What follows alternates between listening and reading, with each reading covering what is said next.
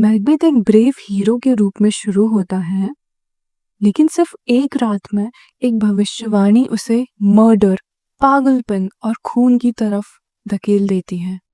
इस वीडियो में आप देखेंगे कैसे एम्बिशन यानी महत्वाकांक्षा एक लॉयल योद्धा को स्कॉटलैंड का सबसे डेंजरस टायरेंट बना देता है। ये कहानी है मैकबेथ बाय विलियम शेक्सपियर की and you are watching literature with Sam. इस प्ले के मेन कैरेक्टर्स हैं किंग डंकन, जो कि स्कॉटलैंड का एक राजा है, और उसके दो बेटे, बड़ा बेटा मैकॉम और छोटा बेटा डोनाल्ड बेन। इनके अलावा हमारी कहानी का मेन कैरेक्टर है मैकबेथ, जो कि किंग डंकन की आर्मी का एक जनरल है। इस मैकबेथ की एक वाइफ है जिसका नाम है लेडी मैकबेथ। अब इनके अलावा हमारा एक और कैरेक्टर है जिसका नाम है बैंको, जो कि मैकबेथ का दोस्त है और डंकन की आर्मी का ही एक जनरल है। बैंको का एक बेटा भी है जिसका नाम है फ्लीस। अब एक और इम्पॉर्टेंट कैरेक्टर जो है मैकडफ। मैकडफ भी किंग डंकन की आर्मी का एक जनरल है। तो बिना टाइम वेस्ट किए चलिए शुरू करते हैं मैकबेथ की कहानी। तो दोस्तों, स्कॉटलैंड की एक अंधेरी और स्टॉर्मी रात में तीन अजीब सी जादुई चुड़ैलें मिलती हैं। वो नॉर्मल लोगों जैसे बात नहीं करती, वो पहेलियों में बोलती हैं, जैसे फ्यूचर उनके हाथ में हो, क्योंकि ये जो जादुई चुड़ैलें हैं वो फ्यूचर देख सकती हैं। लेकिन याद रखो, वो किसी को फोर्स नहीं करती। देन वो डिसाइड करती हैं कि एक बड़ी बैटल के बाद वो फिर से मिलेंगी, और जाते जाते वो कहती हैं fair is foul and foul is fair. मतलब जो चीज़ अच्छी लग रही है वो असल में बुरी हो सकती है, और जो बुरी लग रही है वो अच्छी भी हो सकती है। यहीं से स्टोरी का डार्क टोन शुरू होता है। अब सीन शिफ्ट होता है बैटलफील्ड पर। स्कॉटलैंड और नॉर्वे के बीच एक बड़ी खतरनाक बैटल चल रही होती है। यहीं पर हम मिलते हैं एक ब्रेव सोल्जर मैकबेथ से। मैकबेथ इतनी बहादुरी से फाइट करता है कि दुश्मनों को कंप्लीटली हरा देता है, और स्कॉटलैंड की युद्ध में विजय हो जाती है। स्कॉटलैंड जीत जाता है।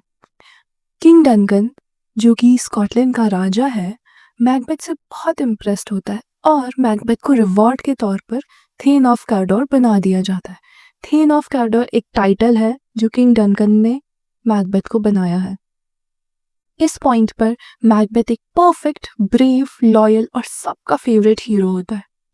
बैटल के बाद मैकबेथ और उसका दोस्त उन तीन जादुई चुड़ैलों से मिलते हैं, और यहीं से सब कुछ बदलने लगता है। जादुई चुड़ैलें मैकबेथ से कहती हैं कि तुम थेन ऑफ कैडोर बनोगे, और फिर दूसरी बात कहती है तुम किंग ऑफ स्कॉटलैंड बनोगे। अब जादुई चुड़ैलें बैंको से कहती हैं तुम किंग नहीं बनोगे, लेकिन तुम्हारे जो बेटे हैं वो किंग बनेंगे। ये सब प्रोफेसी सुनकर मैकबेथ कंफ्यूज हो जाता है। तभी अचानक कुछ रॉयल मैसेंजर्स आते हैं और अनाउंस करते हैं कि मैकबेथ को किंग डंकन ने थेन ऑफ कैडोर बना दिया है। एक प्रोफेसी ऑलरेडी सच हो चुकी होती है, और बस यहीं से मैकबेथ का दिमाग स्लोली डार्क होने लगता है।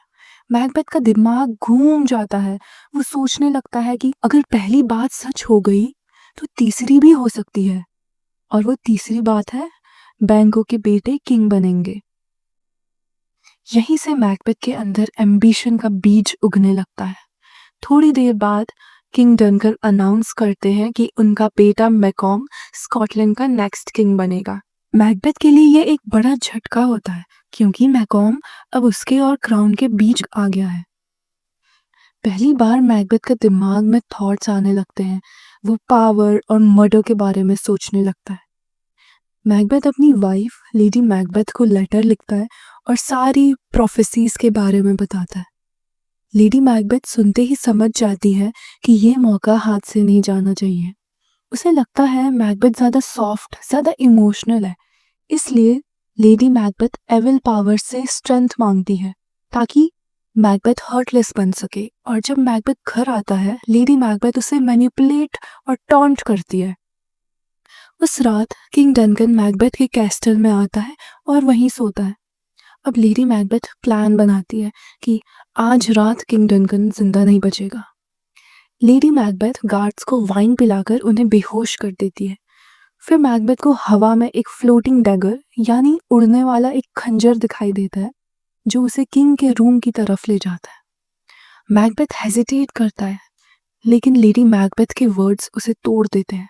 लेडी मैकबेथ कहती है, अगर तुम ये नहीं कर सकते तो तुम मर्द नहीं हो। मैकबेथ का ईगो हर्ट हो जाता है और फाइनली मैकबेथ मान जाता है एंड किंग डंकन का मर्डर कर देता है। लेडी मैकबेथ खून को धोने की कोशिश करती है और कहती है, a little water clears us of the state. पर ये सिर्फ खून नहीं था, ये गिल्ट था। लेडी मैकबेथ कहती है, ज्यादा मत सोचो, जो हो गया सो हो गया। लेकिन सच ये है, चैन अब कभी वापस नहीं आने वाला। नेक्स्ट डे सुबह जब मर्डर डिस्कवर होता है, किंग के बेटों को लगता है अगर किंग को मार सकते हैं तो उन्हें भी मार सकते हैं। इसलिए वो डर के मारे भाग जाते हैं, स्कॉटलैंड छोड़ देते हैं और सब लोग समझते हैं कि वही गिल्टी हैं। अब मैकबेथ बन जाता है किंग ऑफ स्कॉटलैंड। दूसरी प्रोफेसी भी सच हो जाती है, लेकिन क्राउन के साथ खुशी नहीं आती। उसे डर लगने लगता है, अगर बैंगो के बेटे किंग बने तो। मैकबेथ को बैंगो वाली प्रोफेसी भी याद आने लगती है। मैकबेथ की जेलसी और इनसिक्योरिटी बढ़ जाती है। वो बैंगो और उसके बेटे फ्लीस को मारने के लिए किलर्स हायर करता है। किलर्स बैंगो को मार देते हैं, लेकिन बैंगो का बेटा फ्लीस वो भाग जाता है। तभी एक रॉयल फीस्ट के दौरान मैकबेथ को बैंगो का घोस्ट दिखाई देता है, बैंगो का भूत दिखाई देता है। सिर्फ मैकबेथ ही उसे देख पाता है। वो घबरा कर चीखने लगता है, सबके सामने कंट्रोल खो देता है। सब समझ जाते हैं कि किंग स्टेबल नहीं है और मैकबेथ का गिल्ट भी छुप नहीं पाता। मैकबेथ दोबारा उन जादुई चुड़ैलों के पास जाता है। विचेस उससे कहती हैं, तुम मैकडफ से सावधान रहो। मैकडफ भी यहाँ किंग डंकन की आर्मी का एक जनरल है, मैकबेथ की तरह।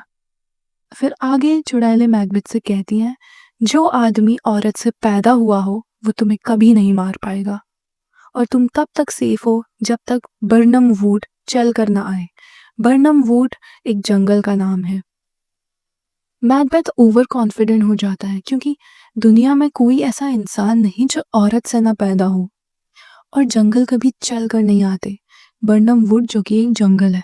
मैकबेथ को लगता है कि कोई उसे हरा नहीं सकता। मैकबेथ मैकडफ की वाइफ और बच्चों को मारने का ऑर्डर दे देता है। अब वो पूरी तरह एक क्रूअल टायरेंट बन चुका होता है। मैकडफ मैकॉम के साथ वॉर की प्लानिंग करता है। अब धीरे धीरे लेडी मैकबेथ भी मेंटली टूटने लगती है। वो नींद में चलने लगती है और अपने हाथों को रगड़ती है। उसका गिल्ट उसे मार देता है। थोड़ी देर बाद लेडी मैकबेथ भी मर जाती है। अब मैकबेथ बिल्कुल अकेला और खाली रह जाता है। और यहाँ मैकॉम की आर्मी बर्नम वुड से ब्रांचेस काट कर अपने सोल्जर्स पर लगाकर आगे बढ़ती है, ताकि दुश्मन को उनकी स्ट्रेंथ और नंबर ऑफ सोल्जर्स के बारे में पता ना चले। बर्नम वुड जो कि एक जंगल है, वो चल रहा होता है। अब विचेस यानी चुड़ैलों की प्रोफेसी भी पूरी होने लगती है। मैकबेथ भी फाइनल बैटल के लिए तैयार हो जाता है और बहुत कॉन्फिडेंट के साथ कहता है कि ऐसा कोई नहीं जो मुझे मार सके। लेकिन मैकडफ उसे बताता है कि वो नॉर्मल बर्थ से पैदा नहीं हुआ था, वो सी सेक्शन से पैदा हुआ था। और फिर मैकबेथ मारा जाता है। अब मैकॉम स्कॉटलैंड का नया किंग बनता है। देश में शांति वापस आ जाती है। और ये ट्रेजेडी मैकबेथ हमें सिखाती है कि बिना कंट्रोल की एम्बिशन विनाशकारी होती है। गिल्ट कभी छुप नहीं सकता और बुराई का अंत निश्चित होता है। सो ये थी कहानी मैकबेथ बाय विलियम शेक्सपियर। अगर आपको ये प्ले समझ आया है तो please like, subscribe and share my channel. और ऐसी ही कहानी सुनने के लिए बने रहिए लिटरेचर विद सैम के साथ। Thank you.